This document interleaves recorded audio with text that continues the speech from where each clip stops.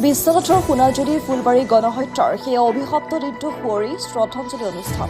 2014 চনৰ 23 ডিচেম্বৰ তাৰিখ আজিৰ দিনটোতে বিশ্বনাথ জিলাৰ অসম অৰুণাচল সীমান্তৱৰ্তীৰ সোণাজুলি ফুলবাৰীত উগ্ৰপন্থীৰ দলে নিৰ্বিচাৰ গুলীচালনা কৰি প্ৰাণ লৈছিল আদিবাসী চাওতালী জনগোষ্ঠীৰ 30জনকৈ নিৰীহ লোকৰ পুৰুষ মহিলা ডেকা বৃদ্ধসহ ফুলকুমলীয়া শিশু পৰ্যন্ত বাদ পৰা নাছিল উগ্ৰপন্থীৰ গুলীত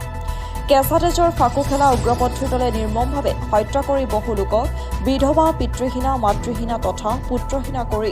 এটা কলা অধ্যায়ৰ সূচনা কৰিলে আততায়ীসকলে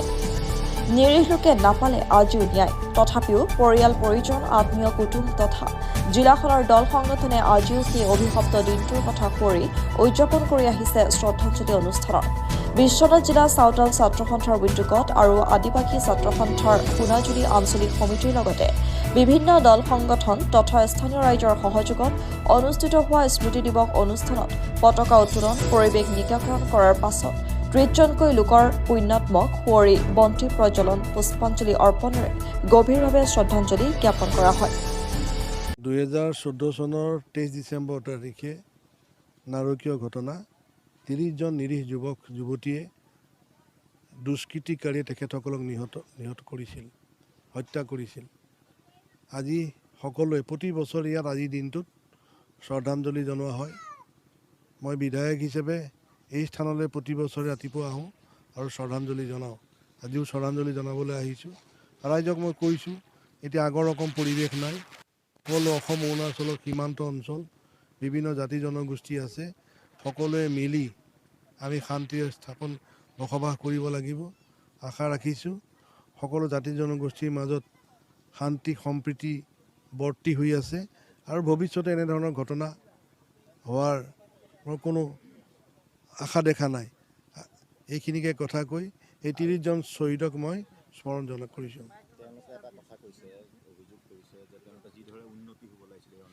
শুনক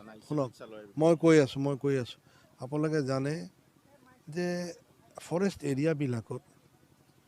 চৰকাৰী আঁচনিসমূহ 100% ইমপ্লিমেণ্ট কৰিব নোৱাৰি আপোনালোকে দেখিছে বিজুলী বাতিৰ সন্মুখত আগতে ইয়াত বিজুলী বাতি নাছিলে বিজুলী বাতি দিবৰ কাৰণেও মই বহুত চেষ্টা কৰিছিলোঁ ফৰেষ্ট ডিপাৰ্টমেণ্টৰ পৰা অবজেকশ্যন থাকে যেতিয়া চৰকাৰে এই ফৰেষ্ট এৰিয়াবিলাকক ক্লিয়াৰ কৰি দিব যেতিয়া অনুমোদন জনাব যে সকলো কাম কৰিব পাৰে তেতিয়া ৰাস্তা পদূলি হ'ব আৰু হস্পিটেল আদি নিৰ্মাণ হ'ব এনেই কৈ থাকি একো লাভ নাই এইটো চেঞ্জ কৰিব লাগিব য়েছ পৰা যাব ফৰেষ্ট এৰিয়াত পৰা যাব আৰু খোৱা পানী যিমান পৰা যায় আপোনালোকে সন্মুখত দেখিছে এইটো চব জেগাতে জলজীৱন যিমানখিনি কৰিব পৰা যায় জলজীৱনৰ কাম ইয়াত আৰম্ভ হৈছে কিন্তু এটা কথা আপোনালোকক কওঁ যে এইটো বনাঞ্চল সংৰক্ষিত বনাঞ্চল এই বনাঞ্চলৰ পৰা এই বাদ দিব লাগিব তেতিয়া বাকী উন্নয়নৰ কামসমূহ আহিব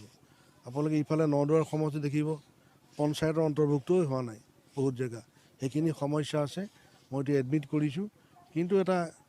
সকলো ৰাইজে সিদ্ধান্ত ল'ব লাগিব এইটো বনাঞ্চলৰ পৰা মুক্ত কৰিলেহে বাকী উন্নয়নমূলক কাম কাজবিলাক হ'ব কিন্তু ইলেক্ট্ৰিফিকেশ্যনৰ কাম আমি ইতিমধ্যে কৰিছোঁ PMI ঘৰৰ 2-এটা জেগাই পাইছে আপোনালোকে দেখিছে সন্মুখত স্বচ্ছতা অভিযানৰ আমি কাম কৰিব পাৰিছোঁ ধন্যবাদ আছিলে কিন্তু আমি অলপ চাহিদাত আছিলে ইহঁতৰ যোনে সংগ্ৰাম চলিছে তাক আমি দেখা নাই মাত্ৰহে জানো উগ্ৰপন্থীহে কৰিছে মোৰ একটা ছোৱালী আৰু মোৰ নাতনি দুইজনে ঘৰতে মাৰিলে এইটো 4টা না 4:30 তেনেকুৱা অলপমান বেলা আছিলে কি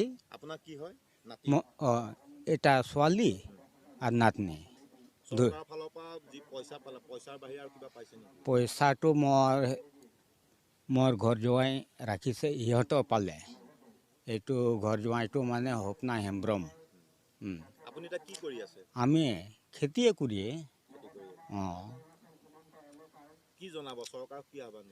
কি আহ্বান জনাব তাক মানে এতিয়া ৰাস্তা পদূলি নাই এতিয়া পুলিচ কেমো এতিয়া বিল্ডিং হোৱা নাই মাত্ৰ ইহঁতৰ চাপৰিলৈকে আছে সেইটো আমাক লাগিব স্কুলখন লাগিব হস্পিটাল লাগিব এইটোৱে সেই ঘটনাটো এতিয়া যেতিয়া মনত পৰে অঁ ভয় লাগে এতিয়া ভয় লাগে, ভয়টো লাগিব, ঠিক নাই কেতিয়াবা তেনেকুৱা হৈ যাব পাৰে, সেইটোৱে। ইয়াৰ সুৰক্ষা ব্যৱস্থাটো কেনেকুৱা, পুলিচ মিলিটাৰী আছেনে নাই এতিয়াতো আছে বৰ্তমান। অঁ আগতে তেতিয়া ঘটনা হৈছে তেতিয়াহ'লে তেতিয়া নাছিল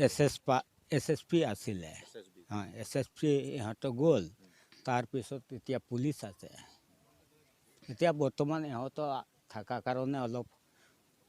তথাপিও সাহসটো আছে। সেই ঘটনাটো মনত পৰিলে এতিয়া বুকু অঁ পৰিচিত। মোৰ মিছেছজন কি নাম মিছেছজনৰ দলহান হাজদা আৰু এটা ল'ৰা দুটা ছোৱালী। সেই ঘটনাটো মনত পৰিলে এতিয়া কেনেকুৱা অনুভৱ হয় আপোনাৰ, ভয় লাগে নেকি এতিয়া নাই ভয় নালাগে, চিন্তা লাগে।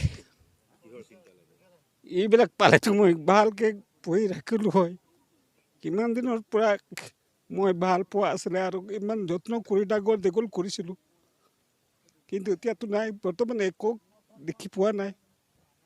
চৰকাৰীভাৱে কিবা সংস্থাপন আপোনাক দিছে নেকি এইবিলাকতো দিছে, এইবিলাক দিলে কি হ'ব মোৰ? কি দিছিলে পইচা দিছিলে, বাকী একো দিয়া নাই একো। চৰকাৰক কি আহ্বান জনাব চৰকাৰ কি আহ্বান জনাম, ৰাস্তা লাগে, ইয়াত এটা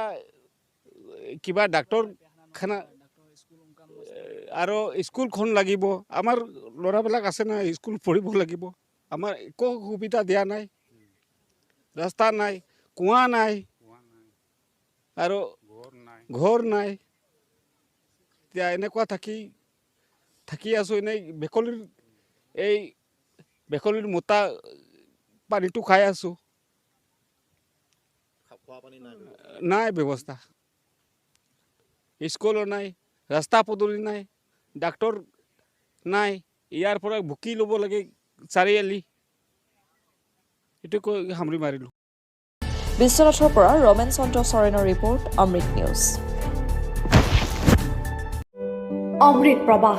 অসমীয়া সাপ্তাহিক কাকতৰ ডিজিটেল সংস্কৰণ অমৃত নিউজ, সত্যৰ সন্ধানত অমৃত নিউজ।